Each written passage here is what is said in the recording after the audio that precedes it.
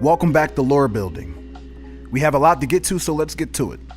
Whenever I get to the lore building segment is when I really get to jump into all the submissions and update the wiki, which is one of my favorite parts. You know, world building and all that good stuff, but I definitely want to take it slow. Just take it slow, alright? Just take it slow, okay? However, I'm going to speed this up. I'm going to read the contest topic, then rattle off some or all of the submissions.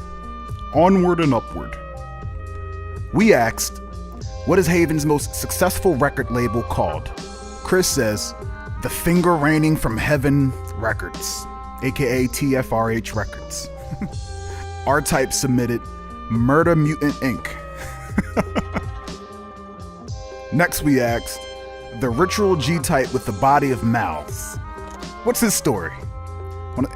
And on a scale of 1 to 10, how nasty were those chewing sounds that I threw in there? Chris says, the G-Type that had the body of mouths was a teen who had a group of friends that loved to feed off of other people's energy. His mutation manifested as such. Wow, that's pretty damn poetic, Chris. Salute to you, sir. R-Type X said 8 out of 10 with the sounds.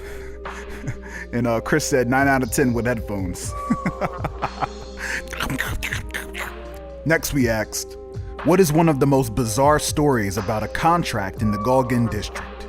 Now, if you haven't seen the Golgan district entry in the wiki, go ahead and take a look at that. Pretty much in a nutshell, the Golgan district is a district where everything is ran on contracts, and contracts are agreements. An agreement can entail anything, but it has to be fulfilled or Jax Erlin's gonna kill you. So, I asked, what is the most bizarre story about a contract in the Golgan district? And I really like the answers. You know, some straight Black Mirror craziness. Chris says, a woman accepts to be a feast for a family that enjoys the screens of their food so that her son can have the money to get a nano-synthetic body to live out his life the way he wants to. Holy that's selfish as fuck. R-Type says, the Juliet and Romeo.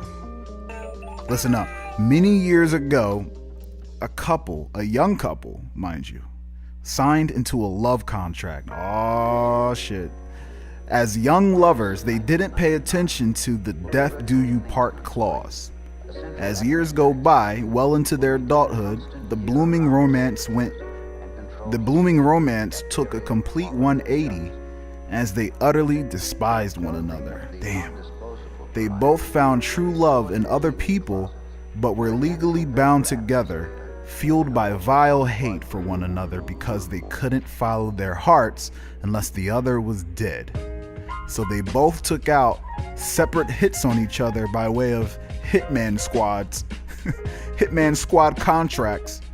And for years, the couple, along with their assassin teams, fought it out in the streets.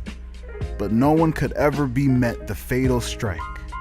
Now elderly and beyond bitter, they are forced to live on opposite sides of the city, becoming a reverse backwards version on Romeo and Juliet, hence the backwards title.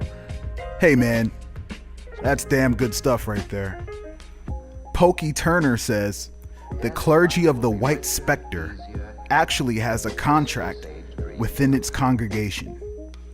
In exchange for mandatory donations, participation and attendance, they offer eternal salvation in the afterlife. Coincidentally, they also have an undisclosed contract with Ivan Bakara.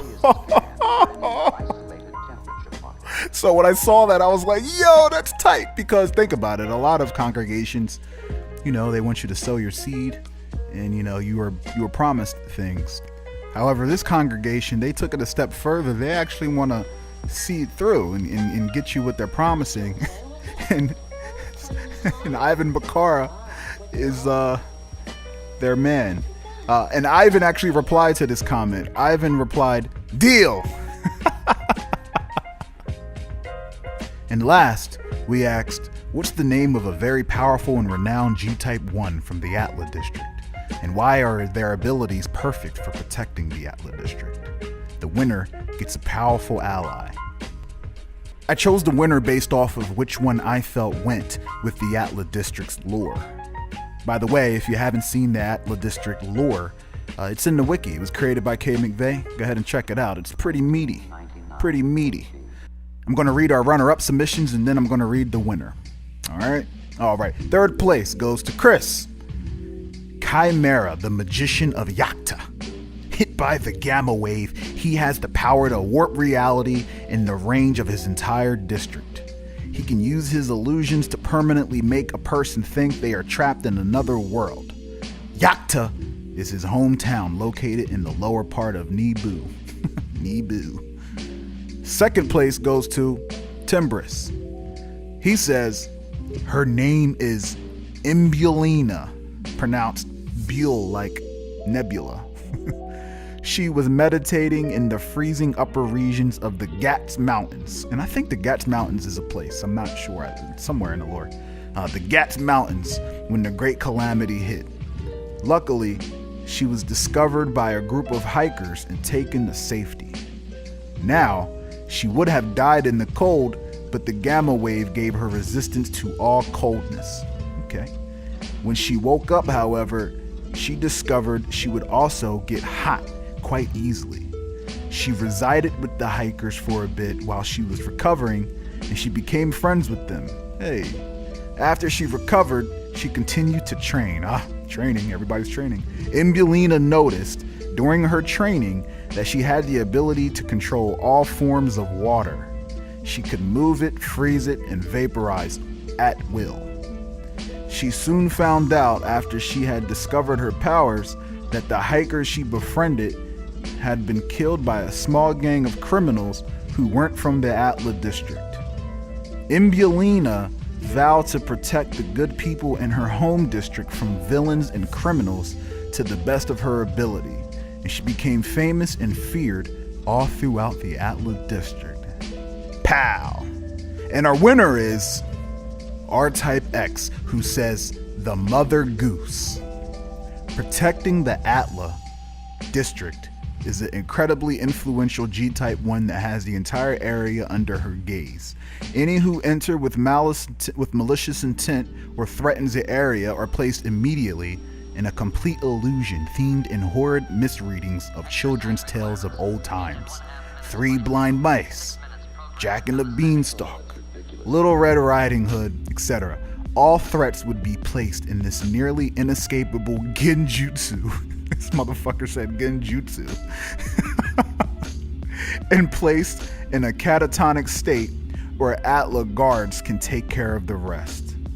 The Mother Goose is a 17-foot tall female goose, wearing glasses and a bonnet, holding a large blank book. Oh, that's creepy. I couldn't make out what your last sentence said, R-Type, but I think you said something along the lines of, she's kept in a basement and covered in chains. You can go back and see the comment. I swear that's what you were saying. I think you said her feathers are grimy and she's kept in a basement covered in chains. Like, I think of the Anima from Final Fantasy. Anima from Final Fantasy X. But hey, you win. I really like that submission. It was really creative, and Gamma Haven is gritty. It's pretty dark. That's pretty grim. I like that. And you will cross paths with her, and she will be an ally, and it's gonna happen. I don't know how it's gonna happen though. Last, I want to highlight a submission that has quite a lot of depth to it. One of our players, Rezanok, introduces to us Manawir, a very powerful, some would even consider a godly G-type. I would. A bit more powerful than I was looking for, but makes great for a fictional character in one of Haven's most successful comic series, Gamma Friends. Gamma Friends. In the Infinity Gammas. The Infinity Emeralds. Manawir. Manawir's abilities are Kairos. This allows Manawir to, I hope I'm pronouncing that right. I'm pretty sure it's Manawir. I asked him. I think he said Manawir. Kairos. This ability allows Manawir to manipulate the weather, causing anything from clear skies to torrential storms capable of rending the land apart. Well, damn. Terra. This allows Manawir to control the land and its shape, changing it as he sees fit. This is pretty much God. I don't know how the instigator would allow this. This is the G-type that they should be looking for. Sukkad Rigma. This is a power that Manawir does not often use, as it could lead to a catastrophe. Sukkad Rigma allows him to tear open time and space itself, sucking in everything close to it. Should such a tear be left unattended, because he would just leave this shit unattended, it could create a black hole capable of extreme destruction. Hey, Manawir, are you going to tend to those black holes? You're not just going to leave those there, are you? The greatest drawback is that it consumes the life force of the one using it to generate more power. Upon the wielder's death, while this power is active, is when the black hole manifests. Damn. So when he dies, he becomes a black hole? Damn. When I used to play Halo, when I was a young lad, I used to play Halo 1, I always made sure to stick the person with a sticky grenade before I died. So it was like I always self-destructed. I digress. Hey, Manawir, I'm throwing you in the wiki. You are the leader of the Gamma Friends. You powerful ass. You're like Superman, man. This wraps up this segment of lore building. In closing, which one of these great submissions would you, the viewers, like to see a lore video on? Kind of like when I did that solo lore video on the Western Ward. I want to give you guys the option of choosing what video you would like to see more lore on. But it has to be one of these. So, when we do the lore contests, it'll be one of, the submissions in the lore contest. So, hey, man, throw your hat in the lore contest and help build the world.